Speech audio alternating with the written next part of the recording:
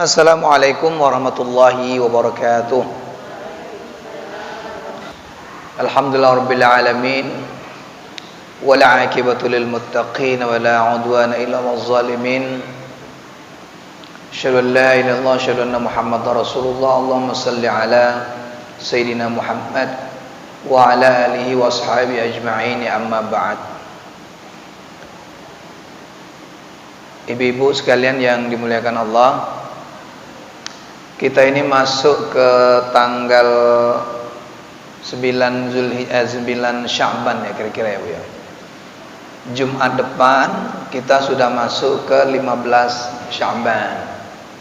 Malam Jumat kita sudah melakukan nisfu Sya'ban. Malam Jumatnya kita sudah masuk. Sekitar 20 hari apa 25 hari lagi kita akan mendasuk ke dalam bulan Ramadan. Maka dianjurkan oleh Rasulullah di bulan Sya'ban ini, Rajab dan Sya'ban itu kita disuruh berdoa. Apa doanya Bu kalau kita bulan ini? Apa yang biasa kita baca itu?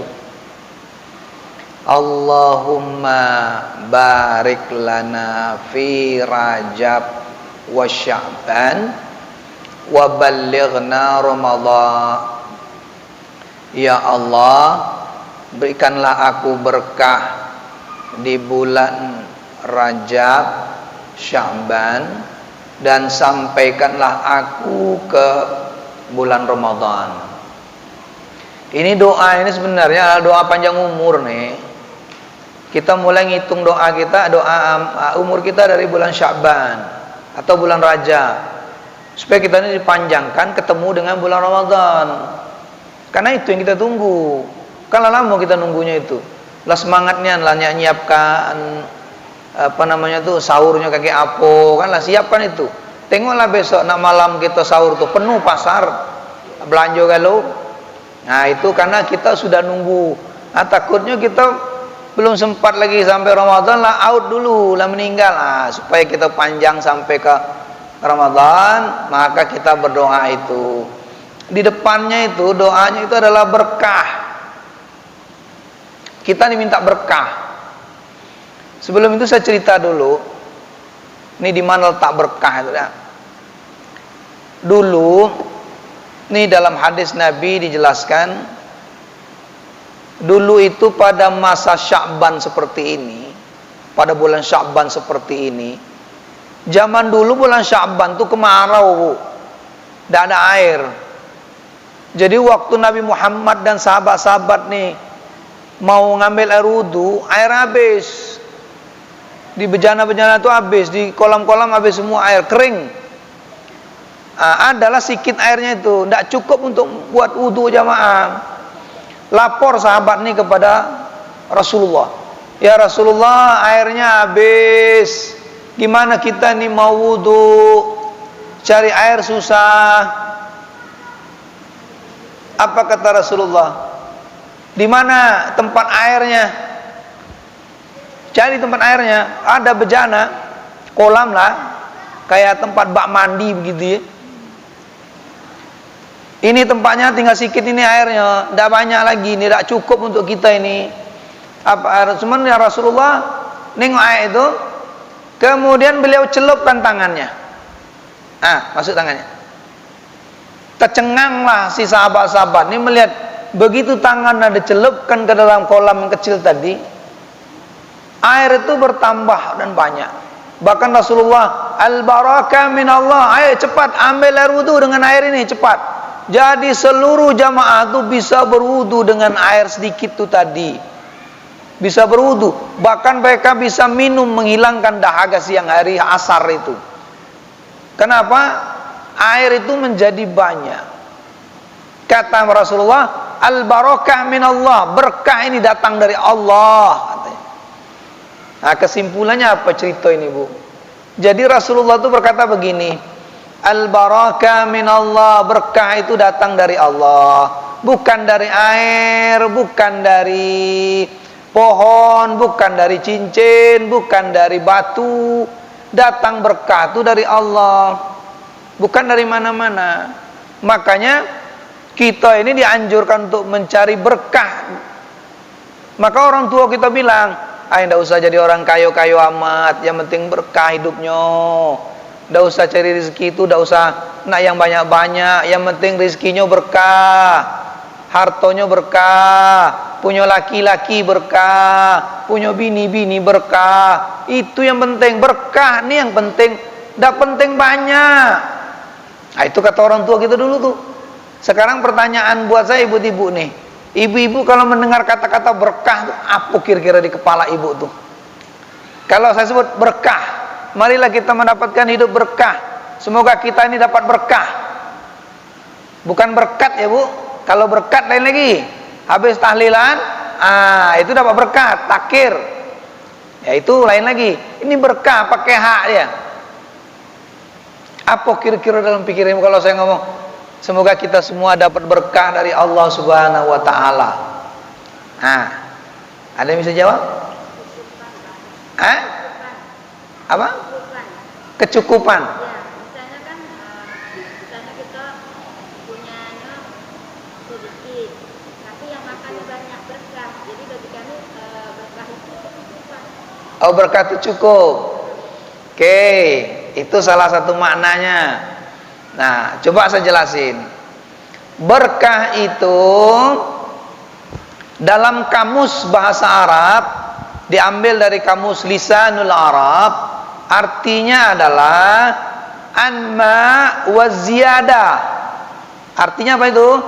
Tumbuh dan bertambah atau berkembang. Dia tumbuh kemudian berkembang. Itu maknanya. Ditambahkan maknanya oleh para ulama ziyadatul khair atau tambah kebaikan. Itulah artinya berkah. Jadi berkah itu adalah kebaikan yang kita dapat dari apa yang kita punya. Itu berkah. Jadi berkah itu ada berkah dari kebaikan, ada berkah dari keburukan, hal-hal yang buruk. Contohnya, kalau ada orang nganten, kan selalu kita berdoa begini, barakallahu lakuma wa barakallahu alaikuma wa jama' bainakuma bil khair. Barakallah, berkahilah dia ini dalam kebaikan. Wa barakallahu alaikuma, dan berkahilah ketika mereka dapat musibah. Jadi buruk dan baik. Wa jama', dan kumpulkan mereka, satukan mereka dalam kebaikan. Jadi berkah itu adalah kebaikan yang kita dapat. Saya contohkan mudahnya begini. Ibu punya duit, jadi orang kaya, duitnya miliaran. Dengan uang segitu banyak, ibu itu tadi menjadi orang dermawan, suka nyumbang, suka berbuat baik dengan uang itu, maka uang itu mengandung berkah. Kenapa? Karena uang itu membuat ibu menjadi baik, ziyadatul khair, tambah baik, tambah sedekahnya, tambah rajin sedekahnya. Itu tandanya uang kekayaan itu ada berkahnya. Tapi kalau ibu dapat jadi orang kaya, kemudian sok-sokan dan sombong, semakin takabur, maka harta itu tidak mengandung berkah. Paham ya bu?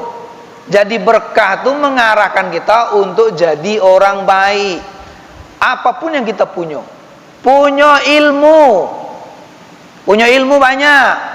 Dengan punya ilmu yang banyak, semakin tunduk dan tawadhu, semakin tidak sombong dia, semakin banyak dia mengajarkan kepada orang, semakin sopan santun dia, ilmunya berkah. Tapi kalau dia banyak ilmu, semakin tegak lehernya. Saya pernah tengok profesor tuh, baru dapat gelar profesor, palanya negak. Langan orang jelek kalau. Ini bodoh. Jadi gara-gara dia profesor, palanya tegak. Itu profesor tidak berkah. Karena semakin sombong dia dengan keilmunya. Tapi kalau ada profesor dapat gelar profesor, kemudian semakin tawadhu, semakin merendah diri. Wah, itu namanya profesornya ada berkahnya. Nah, itu namanya berkah. Solat ada yang berkah dan tidak nih. Ada orang solat, semakin rajin dia solat, semakin tawaduk dia dengan solatnya, semakin merasa dirinya kotor, semakin merasa dirinya tidak suci, semakin merasa dirinya selalu berdosa, selalu salah.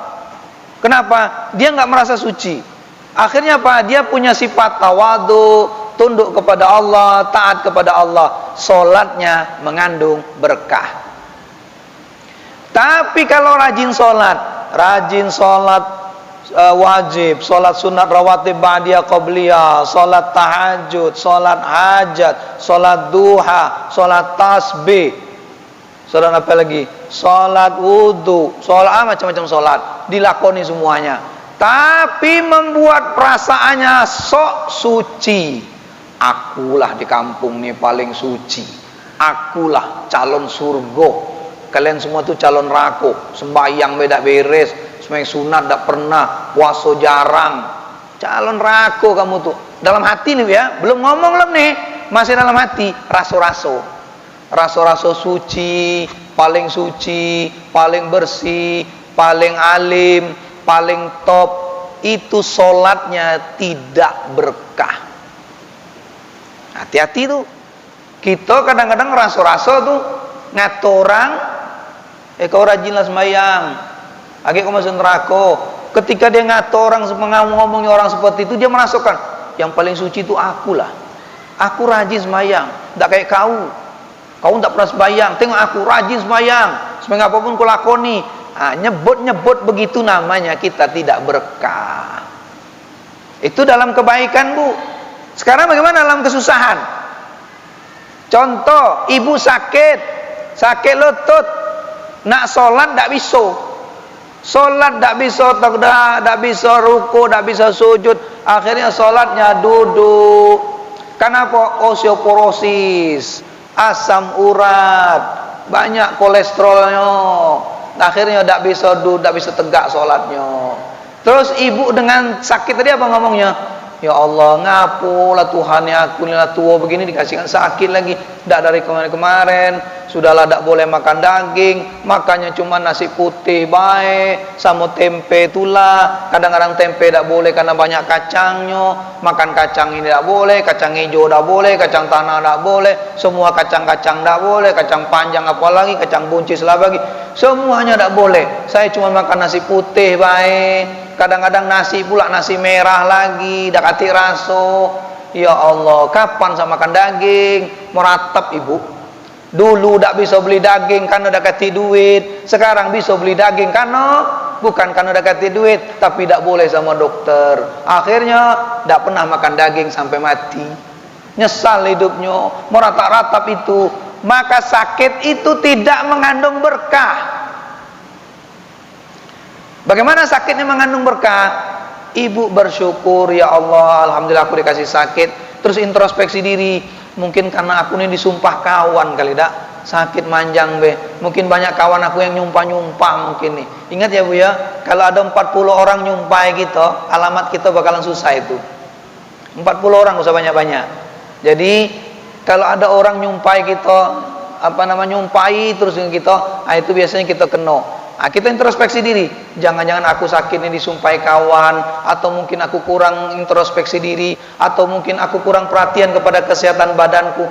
Kita menjadi sabar, menjadi tawadu, menjadi ikhlas menerima penyakit itu. Nah, penyakit itu mengandung berkah. Karena menjadi baik ibu, bukan jadi meratap. Banyak orang sakit bunuh diri. Ya, kemarin ada orang sakit tuh. Dia bunuh diri. Itu sakit dia tidak bawa berkah. Pernah sekali ibu cerita ada di zaman Rasulullah, ini cerita zaman Rasulullah. Mungkin sudah saya cerita atau belum, Allah alam. Jadi cerita-cerita ini kumpul-kumpul nih para sahabat. Sahabat laki-laki ya Bu ya, bukan perempuan, sahabat laki-laki. Kemudian ada seorang sahabat berkata, wahai saudaraku, dia nunjuk seorang sahabat. Ini calon surga ini calon penghuni surga. rajin sembahyangnya, rajin ibadahnya, rajin ke masjidnya. Ya, calon penghuni surga. Apa kata Rasulullah? Tahu dari mana kau ini dia masuk surga? Kau ini belum tahu siapa dia. Dia ini calon neraka, kata Rasulullah. Terkejutlah sahabat. Orang yang rajin sembahyang, rajin sholat jamaahnya, rajin getol, sholat tahajud sunnahnya getol, kok dibilang Rasul dia itu calon neraka? Terkejut sahabat tuh. Apa kata sahabat? Ya Rasulullah, macam begini rajinnya calon neraka, apalagi macam saya ini yang sembahyangnya Senin Kemis. Kata sahabat. Akhirnya salah seorang dari sahabat tuh curiga dengan orang ini. Ditututi, diikuti dari belakang, di mana rumahnya. Sampai diikuti belakang, ditengoknya di rumah tuh. Ternyata dia di rumah itu gawenya meratap tentang sakitnya. Di ujung-ujungnya dia bunuh diri karena tidak tahan lagi dengan sakit itu tadi. Maka betul kata Rasulullah, dia ini calon neraka. Kenapa? Penyakitnya itu yang membuat dia masuk neraka, membuat dia meratap. Itu membuat dia masuk neraka. Ya, itu akibatnya.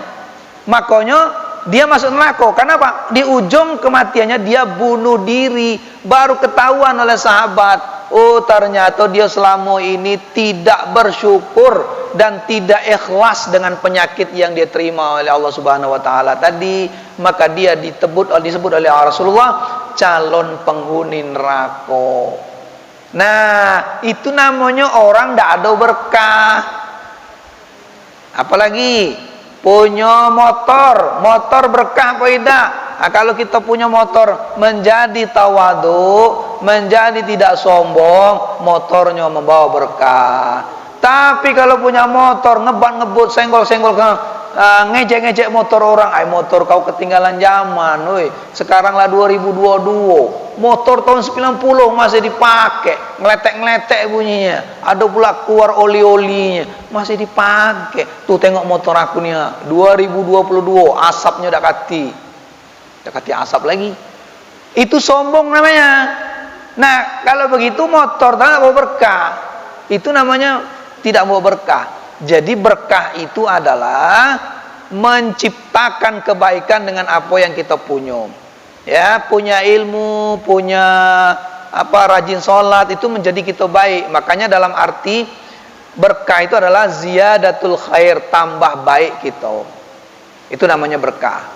Nah, maka kita disuruh carilah kerjaan supaya dapat rezeki yang berkah. Artinya berkah itu, rezeki itu membuat kita menjadi rajin sedekah, rajin memperhatikan orang.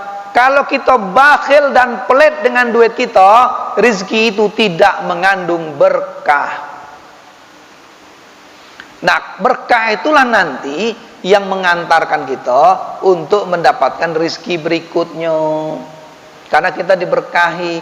Kalau rezeki kita tuh berkah, malaikat rahmat tuh rajin masuk ke dalam rumah kita, karena kita mengantarkan rezeki yang penuh dengan berkah. Itu yang dimaksud dengan berkah. Dalam cerita Rasulullah itu, kenapa dia menyuruh kita untuk berdoa mencari berkah di bulan ini. Nah, umur kita berkah apa enggak? Ibu-ibu kalau duduk di sini, ya, tiap Sabtu duduk di sini sampai darah terakhir dan kematian ibu menjemput, maka umur ibu itu mengandung berkah karena digunakan untuk kebaikan. Tapi kalau ibu gunakan ilmu umurnya itu untuk duduk di depan Masjid Cheng Ho, ngitung jumlah orang yang lewat, ngomentari orang yang lewat, mulai dari selopnya sampai ke jilbabnya, umur ibu tidaklah berkah. Karena gawainya sia-sia. Tapi kalau ikut majelis talim, ikut pengajian, ikut talim di mana-mana, berkumpul bersama-sama dalam rangka kebaikan, Jumat berkah, ikut ini, itu umurnya sangat berkah. Itulah yang diharapkan oleh Allah. Allahumma barik lana fi Rajab wa Sya'ban. Ya Allah, berkahilah umurku, sampaikanlah ke dalam bulan Ramadan. Di bulan Ramadan besok gunakanlah waktu untuk sholat, taraweh, puasa, sedekah, supaya harta kita ada berkahnya, umur kita penuh dengan berkah, amalan kita penuh dengan berkah. Nah, gitu. Faham kira-kira ya Bu? Makna berkah dalam kehidupan kita, itulah maksudnya. Siapapun itu, paham, kalau kita sudah dapat apapun itu, menjadi orang baik kita gara-gara itu, maka kita sudah penuh dengan berkah. Oke. Nah, berkah itu akan membuat hidup kita sejahtera. Sejahtera dan bahagia. Sudah pernah saya cerita belum? Seorang pedagang tukang tampal panci bocor. Belum pernah ya? Dia nyari berkah nih, enggak ketemu-ketemu. Jadi dia cerita. Ini cerita nih Bu ya. Dia cerita tukang tampal panci berdialog dengan seorang ustadz. Nah, dia tanya nih, "Ustadz, nih tukang tampal panci di pasar tuh ya. Tampal panci itu kan. Nah, itu sulit lakunya itu kan, orang tidak ada pakai panci tampal lagi. Kalau bolong beli lagi yang baru kan gitu. Ustadz, saya mau tanya, saya ini kepengen hidup bahagia, senang, gampang cari rezeki, duit payahnya nyarinya, dari pagi saya keluar sampai sore cuma dapat 2.000. Tat, saya pengen bahagia, saya pengen senang, saya ini susah terus, tidak pernah senang saya ini. Macam mana caranya supaya saya senang, bahagia macam orang tuh? Ya duduk-duduk dapat duit, duduk-duduk dapat duit. Ini saya keliling-keliling bawa tampal panci bocor, satu pun tak ada yang mau nampal panci sama saya. Macam mana caranya saya ini supaya saya tuh senang hidupnya, bahagia hidupnya? Apa kata Ustaz? Allah tuh lah bosan dengan kau tuh. Macam mana pula ceritanya, Tat? Allah kok bisa bosan dengan saya?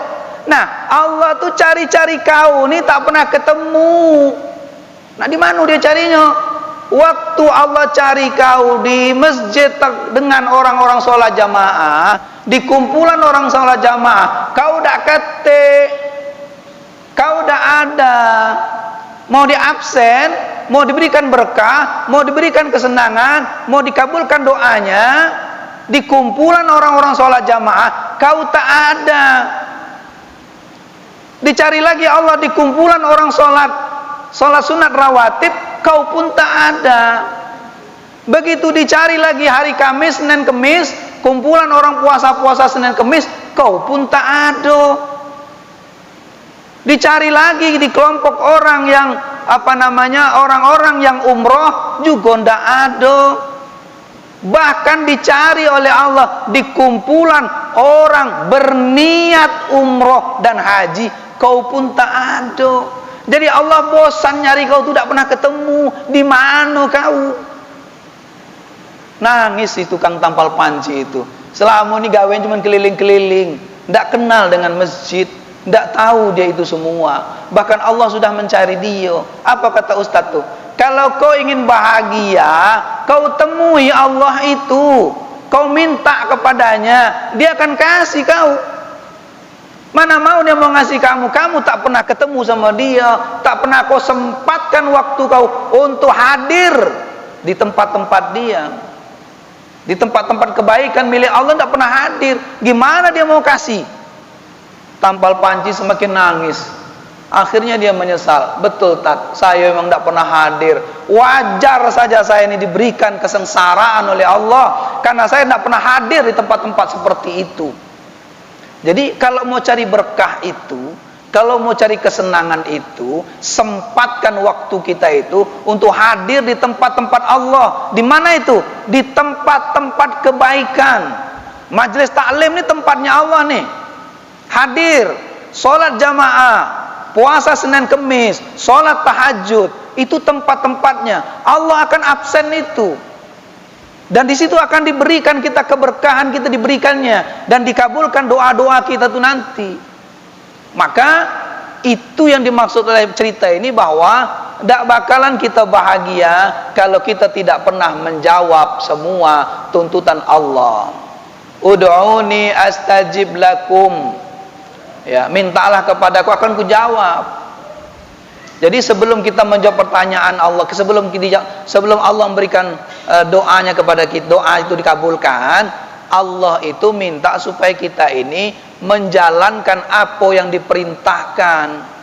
Bagaimana kita berdoa tiap malam, tapi kita tidak pernah menjalankan perintah Allah, kan susah jadinya. Itu namanya kita dapat berkah. Ibu-ibu sekalian yang dimuliakan Allah, jadi keberkahan itu datangnya dari sesuatu yang baik, ya, yang membuat kita baik, yang membuat kita maju, itu adalah berkah. Hidup kita begitu. Jadi hidup kita ini sebenarnya adalah mencari berkah. Orang puasa, besok kita puasa, itu puasa itu sebenarnya membuat kita menjadi puasa yang penuh berkah. Apa itu? Puasa menjadi kita baik. Kalau semakin hari kita tidak jadi baik, ya, semakin sombong, semakin sok suci, semakin sok hebat, semakin merasa berhak masuk surga, itu namanya kita menjadi sombong. Tidak berkah amalan kita. Amalan kita itu akan ditimbang, akan dilihat. Besok itu Bu, surga itu bertingkat-tingkat Bu. Dia ada 9 tingkat. Yang paling tinggi itu kan Firdaus. Jangan kita bayangkan surga itu macam sekarang nih, ngobrol-ngobrol. Kau dari mana? Aku dari Jambi. Kau dari mana? Kau dari Jawa. Bukan begitu. Ada pula kemarin Ustadz cerita, ada ibu-ibu tanya sama saya, sampai marah dia. Ustadznya menjelaskan begini, nanti di surga itu laki-laki itu akan ditemani 4 bidadari, akan dikipas-kipas oleh bidadari. Apa kata bininya? Aku marah lah Tat, masa laki aku dipegang sama bidadari? Kan bininya aku. Cemburu dia. Tidak bisa. Ada lagi Ustadz di Trans TV itu bilang, nanti kita akan di sana pesta seks, berhubungan seks biasa baik, tidak ada lagi zina, tidak ada lagi haram, semuanya boleh. Itu cerita-cerita, tayo tidak. Kenapa? Bayangan kita itu kan surga macam ini, duduk-duduk, nongkrong-nongkrong, cerita bersenggama. Mana ada begitu? Dalam pemahaman seorang sufi ahli tasawuf, surga itu 9 tingkat. Besok tuh Bu, kita nih ada ibu-ibu tanya sama saya lagi, Pak Ustadz, saya besok kalau saya masuk surga tuh sama laki saya enggak ya? Laki saya ikut enggak katanya? Laki saya ikut enggak? Ibu merasa kira-kira laki ibu besok ikut apa enggak ke surga? Tergantung. Saya jawab pertanyaannya, kalau ibu satu frekuensi dengan suaminya, maka sama akan muter. Jadi besok itu kita akan naik. Jadi gini ceritanya tuh, alam tuh 3 tingkat. Alam nasut tuh alam kita sekarang ini namanya nasut. Alam jabarut naik lagi. Alam jabarut tuh tempatnya roh, tempatnya jin, tempatnya ifrit, jin tomang dan segala macam. Kita mesti itu masuk ke situ dulu. Begitu roh kita naik ke situ jabarut. Nanti di tengah lagi namanya alam malakut. Nanti di atas namanya alam lahud. Disitulah perhitungannya. Disitulah ada surganya. Jadi kita besok tuh muter Bu, tawaf. Mengelilingi siapa? Mengelilingi Allah. Sama dengan kita naik haji itu. Tawaf. Tawaf semuanya. Nah kalau frekuensi, ya, frekuensi radar ibu sama dengan laki, anak, saudara kita, atau dengan saya, maka kita besok sama-sama tawafnya. Ada orang yang frekuensinya rendah, di bawah. Ada lagi yang rendah lagi, di bawah lagi. Ada lagi yang rendah lagi, di bawah lagi. Jadi yang paling tinggi adalah frekuensinya yang paling tinggi dan putarannya sangat stabil dan tenang. Semakin ke bawah, semakin kacau utaranya. Apalagi di alam jabarut, itu tidak lagi tenang, gentayangan. Makanya ada istilah, mak aku hidup lagi. Tuh kemarin nongkrong di pojok rumah pakai baju merah, ditampakkan oleh jin. Kenapa? Dia tidak tenang waktu matinya, dah ikhlas ninggalkan kebunnya, ninggalkan anaknya, karena waktu mati sakaratul maut mikirin sertifikat kula jadi belum. Nah tuh tinggal di alam jabarut, dimainkan sama jin, ditampakkan sama anak-anaknya. Makanya begitu di alam jabarut tuh minta pesan sama anak cucu kita, didoakanlah kalau aku mati besok, kirim aku nih doa. Nanti doa ini yang dorong ngangkat sampai ke atas alam lahut kalau sudah bersih. Apanya bersih? Dosa. Dicuci. Di Jabarut tuh nanti kita disiksa. Ah, itu lah sudah kita didorong. Doa itu makanan arwah. Kalau kita, doa itu bukan makanan kita, makanan jiwa, makanan fisik kita nasi. Makanan jiwa kita adalah doa. Makanya ibu-ibu kalau nak ada acara, kalau nak punya hajatan, kalau nak ujian, kalau nak acara apa, minta doalah kepada orang. Tolong doakan aku yo, atau datang ke ustadz, atau datang ke kiai. Ustadz, kiai, tolong doakan aku, semoga aku ini lancar perjalanan aku pergi ke Mekah. Itu doa itu mengantarkan. Kenapa? Semakin banyak orang mendoakan kita kebaikan, semakin lancar perjalanannya. Semakin banyak orang nyumpai kita, semakin cepat celakonya kita. Jadi janganlah dibikin orang celako kita dengan banyak orang yang menyumpai kita. Jadi sedikitlah orang menyumpai kita, banyak orang mendoai kita. Nah, mintalah doa. Begitu pula dengan saudara-saudara kita yang sudah meninggal itu, kalau perlu kirim-kirim doa untuk dia. Supaya apa? Supaya dimakannya doa itu untuk ketenangan. Dia di alam Jabarut tuh begini-begini bu, goyang ke sana kemari. Tawafnya tuh ndak, putarannya ndak stabil. Begitu doa itu datang ke kita, dimakannya doa itu, dinikmatinya, maka dia menjadi tenang. Kalau sudah tenang, dia naik dewe. Makanya kata Al-Quran, ya ayyatuhan nafsul mutmainnah irji'i ila rabbiki radiyatan mardiyah fadkhuli fi ibadi wadkhuli jannati. Hei jiwa-jiwa yang tenang, irji'i ila rabbiki, kembalilah kepada Tuhanmu, fadkhuli jannati, masuklah ke dalam surgaku. Itu kalau jiwanya tenang. Makanya kalau mati itu jiwa itu jangan sakit. Makanya kita sekarang nih bu, apalagi kita lah dekat-dekat dah, umur kita lah dekat, tapi semua orang dekat galau, saya pun bisa dekat. Jangan merasa aku nih masih muda, entar lama matinya nih. Jangan, kapanpun kita bisa mati. Apa kata orang? Pintu kematian jumlahnya 1000, pintu kehidupan 1. Berarti apa tuh? Kesempatan kita untuk mati itu lebih banyak. Pintunya banyak menuju kematian itu. Pintu kehidupan hanya 1. Kadang-kadang orang makan mie ayam bisa mati. Keselak apanya? Sendoknya. Mati. Kadang-kadang orang lagi tidur, mati. Lagi enak-enak main poli, mati. Jadi pintu itu bisa banyak kematian itu. Naik motor, sudah jalan di pinggir, lari 20, masih mati juga, ditumburin di belakang. Sudah berhenti ngikuti lampu merah, tegak di lampu merah, mati juga, ditumbur truk dari belakang. Jadi kesempatan mati kita lebih banyak. Makanya kita ini harus siap, kapan dan dimanapun. Kalau kita tidak siap, wassalam dah, di alam Jabarut kita ngaco begini. Akhirnya kita tersiksa di situ. Oleh karena itu, pesan-pesan buat anak cucu kita, kaget kalau mama mati, tolong doakanlah setiap hari. Yang lebih afdol adalah anak kita dewe. Anak kita dewe. Tapi anak kita tidak tahu bahasa Arab, tak gimana? Tidak usah pakai bahasa Arab. Cukup habis sholat itu berdoa, ya Allah ampunilah dosa orang tuaku, ringankanlah bebannya, ringankanlah dosanya, masukkan dia ke dalam surga. Tiap hari, tiap sholat, maka itu akan ringan kita besok. Kemudian satu lagi, langkah anaknya itu harus baik. Tiap hari anaknya membantu orang, nolong orang, berbuat baik. Cepatlah ringan orang tuanya masuk tadi. Ini kadang-kadang diberat-beratkan oleh anak kita. Nah, pesannya adalah yo didik anak kita dengan baik supaya anak kita menjadi surga dunia bagi kita. Itu berkah hidupnya. Jadi yang namanya berkah itu adalah kita jadi baik. Anak kita itu berkah buat kita. Kenapa? Membuat kita menjadi lebih baik, menjadi orang tua yang lebih baik. Itu namanya berkah.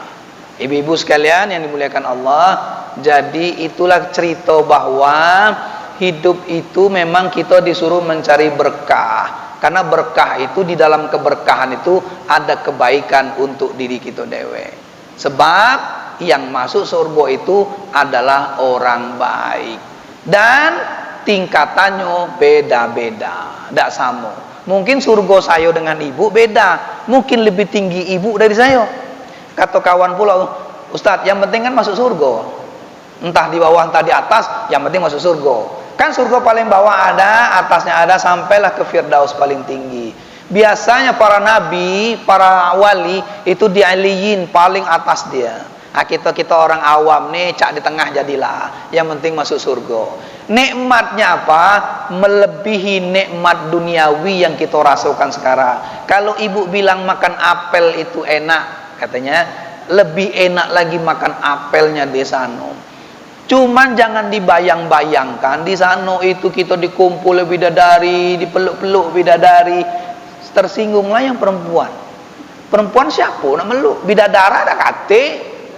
Dalam hadis itu kan tidak ada menyebutkan bidadara, hanya bidadari. Berarti kami yang menang. Kasihan ibu-ibu. Jadi tidak usah bilang-bilang begitu. Ada yang kecewa. Ada lagi ibu-ibu tadi marah lakinya dipegang oleh 4 bidadari. Enaknya katanya. Cemburuan. Masa di surga pula ada cemburu-cemburuan. Terus di surga kok ada sek-sekan. Ada pula main esek-esek. Mana ada cerita itu lagi sudah. Itu hanya cerita dunia itu. Surga dunia itu. Jadi ada ustaz ngomong begitu, saya nggak terima hal-hal seperti itu. Itu pendiskreditan itu. Dalam arti pemahamannya yang menurut saya salah itu. Surga kok dibayang-bayangkan seperti itu. Apa itu? Mungkin kalau untuk motivasi biar cepat masuk surga tidak apa-apa lah. Tapi bagi saya bukan itu pemahamannya kalau masalah surga itu. Ibu-ibu, sudah jam 3 saya bicara. Kalau ada pertanyaan boleh tanyakan masalah ini kepada kita. Ada yang nak nanya? Silakan Bu. Assalamualaikum warahmatullahi wabarakatuh. Nama saya Ibu Sania. Kami datang dari jauh nih Pak Ustadz. Kami dari Kota Baru, dari Andil Jaya. Sengaja kami nak silaturahmi ke Masjid Cengho, bawa anggota di RT 11.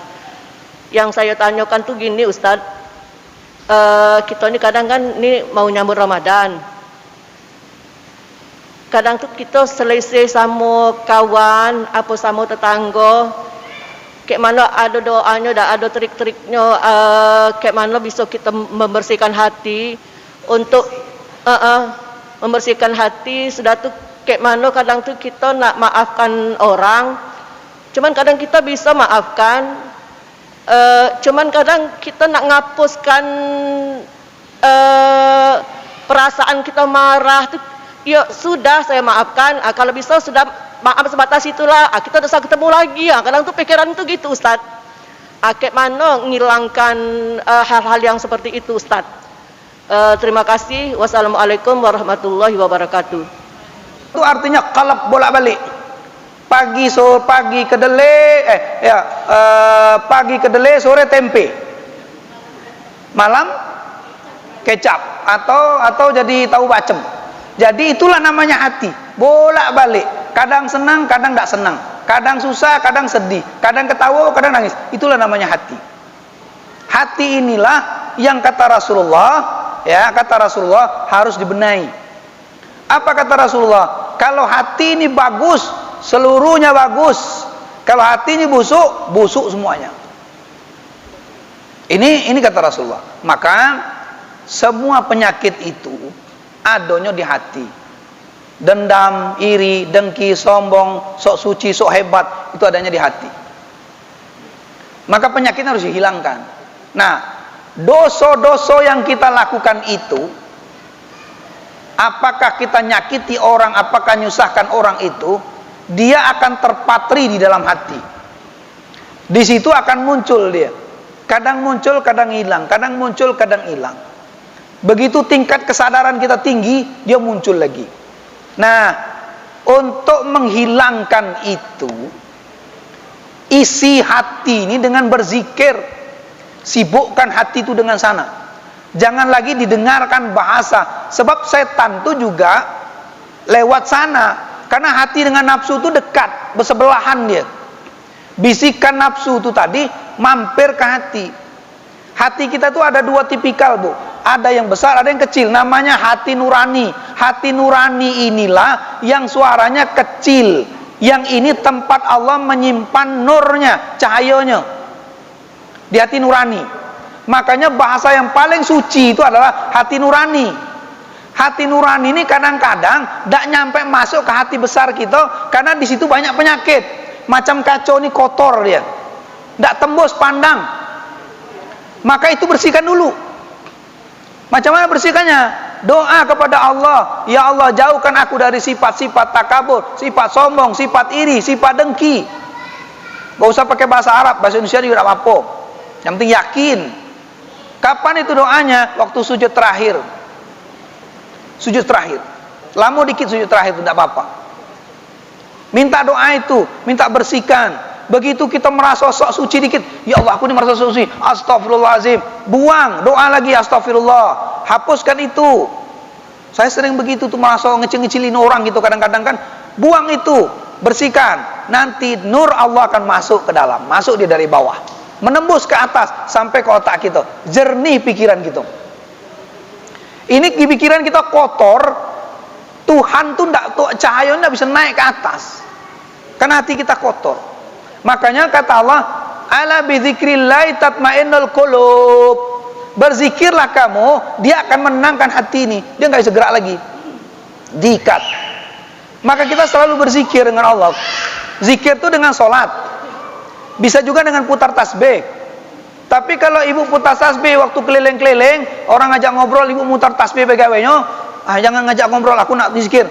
Itulah ngesok pula dibilang orang kakek. Ini dapat kena dari mana nih? Kan repot pula. Zikir pada tempatnya. Sholat, habis sholat. Kalau ngajak orang ngobrol, ya ngobrol. Jangan sampai kita nak sok-sokan pula. Apalagi mau dibilang, biar aku dibilang ahli zikir. Itulah nyombong lagi.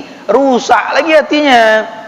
Saya tengok orang-orang tuh kemana-mana buat tasbih keliling semua. Tahap apa nih baca Allah alam bisawab lah. Tapi ngatur orang juga. Ya kan gitu kan? Pakai cetak. Wih, aku sudah dapat 2.000 sikiran aku. Wah, 5.000 sehari nih. Tapi ngato manjang. Untuk apa gunanya zikir? Dati guna itu. Zikir itu pada tempatnya. Habis sholat, duduk sebentar. Ya, kalau tidak ada gawe bu ya. Tapi kalau cucian banyak, piring banyak, berzikir manjang, yo juga kasihan. Laki kita, anak kita tidak makan. Gunakan dulu kesempatan kita. Selesaikan pekerjaan kita sebagai seorang ibu.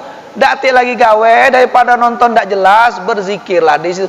Sambil goreng tempe juga bisa zikir subhanallah, subhanallah, Allah bisa. Jangan merepet baik gawenya. Itu bahaya ya. Jadi hati ini harus dikuatkan dengan zikir. Zikir.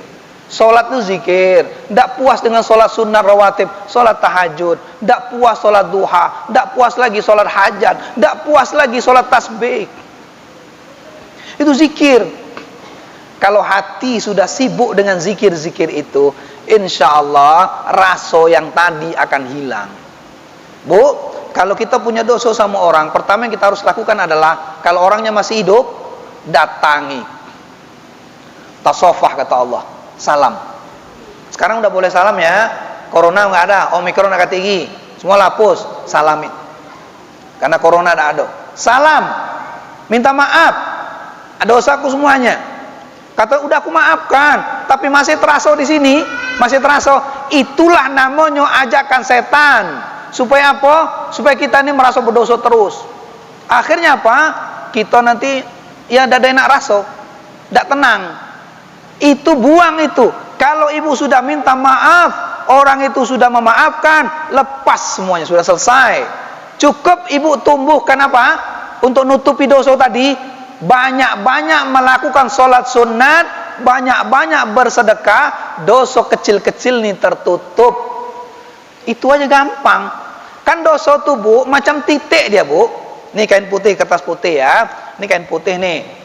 Misalnya ibu buat dosa, cepret warna merah. Supaya hilang itu warna merah satu tetek tadi tuh, dijepretkan lagi warna putih, lebih lebar lagi. Kalau dia cuma segini lebarnya, ibu tanamkan lagi kebaikan, segini lebarnya, maka tertutup dia. Makanya kalau doanya itu yukaffir sayiat, yukaffir itu artinya menutup. Jadi dosa itu tidak bisa hilang, Bu, cuma ditutup, nggak bisa hilang, dia akan terus terbekas di situ. Ingatan itu masih kuat, tetapi bisa tutup dia dengan kita berbuat baik, ditutup terus, ditampal. Itu maksudnya. Jadi itu kita lakukan terus. Buat sholat sunat yang banyak, lakukan sedekah, lakukan berbuat baik. Insya Allah yang kecil-kecil itu tertutup semuanya. Banyak orang melakukan itu. Jangan sampai kita itu, aku berdosa banyak nian, akhirnya semakin malas ibadahnya. Tidak usah, aku ini kotor, tidak boleh dekat dengan Allah. Tidak ada. Justru kita ini semakin kotor kita tuh, merasa kotor kita harus dekat dengan Allah. Supaya apa? Bersih. Supaya bersih. Jadi hati perasaan itu namanya sakwasangka, Bu. Sakwasangka itu adalah setan. Bisikan setan. Kadang-kadang bisikan setan itu berbunyi seperti malaikat. Ingat itu, hati-hati. Karena suaranya kadang-kadang halus. Oleh karena itu, kalau ada ragu-ragu, sembahyang kadang-kadang ragu, itu setan. Ini udah berapa rakaat aku nih ya? Ini udah 4 atau 3 nih masih. Itu setan tuh. Yang bisik-bisikan kita, buat kita ragu-ragu. Makanya orang ibadah tuh nggak boleh ragu, yakin dengan ibadahnya. Ibadah ini benar, yakin. Tapi dengan rukun syarat yang jelas. Tapi kalau sembahyang nggak pakai wudhu, yakin sah, itu ngawur. Sembahyang nggak pakai wudhu, tapi ngatakan sah, itu salah, karena nggak rukun syaratnya dia dipakai. Pakai rukun syaratnya, yakinlah bahwa ibadah kita diterima. Apakah ibadahku diterima apa tidak ya? Wallahu alam. Tapi kita yakin ibadah kita diterima oleh Allah. Tapi ibu jangan yakin bahwa saya besok masuk surga. Kenapa, Bu, tidak boleh? Nanti akan muncul sifat sok suci, sok kehebatan, sok bersih. Kenapa? Aku ahli surga. Rasulullah saja, Bu, dalam Al-Quran dikatakan, apa kata Rasulullah? Ana Rasulullah, wallahi ana Rasulullah, wa ma yaf'alu bi, aku ini Rasulullah, tapi nasibku besok aku tidak tahu. Mau surga neraka? Oh, Nabi Rasulullah baik, tidak ngerti nasib dia besok surga neraka, apalagi kita. Jadi kita jangan mengatakan aku ini ahli surga, apalagi di depan orang meninggal. Ini ada saudara kita meninggal nih, aku bersaksi bahwa dia ini adalah calon penghuni surga, dia pasti masuk surga. Salah kalau kita ngomong begitu, tidak boleh kata Rasulullah. Kenapa? Yang berhak memasukkan surga itu adalah Allah, bukan kita. Saya ini belum tentu masuk surga, tapi kita tetap beramal kepada Allah, tetap ikhlas. Sebab kalau kita yakin dengan diri kita merasa bersih, merasa ahli surga, nanti takutnya akan muncul setan. Kau ini memang ahli surga, kau ini memang bersih, kau ini suci, hebat kau ini. Sombonglah muncul, ujub muncul, takabur muncul. Bekawan lagi kita dengan setan dalam sholat, bekawan setan dalam masjid. Sholat jamaah tujuannya bukan untuk cari ridho Allah, cari pamer, cari kehebatan, supaya dikata orang ahli ibadah, supaya dikata orang ahli orang baik. Itu kita namanya apa? Berbuat baik tapi berperkara dengan setan. Banyak orang macam begitu, Bu. Ujub, ya, ujub dia. Ujub itu apa, Bu? Ujub itu merasa paling dengan orang lain, paling hebat, paling top, paling cantik, paling suci, paling bersih. Itulah namanya ujub. Ya, tidak boleh itu. Kalau ada dalam hati kita, hapuskan itu. Itulah membuat kita terhalang masuk surga besok. Saya kira begitu ya, Bu ya. Paham ya, Bu? Maksud saya ya. Jadi minta maaf, habis itu nanti hilangkan itu, karena itu sakwasangka dari setan. Insya Allah dari setan nggak tuh bunyi seperti itu.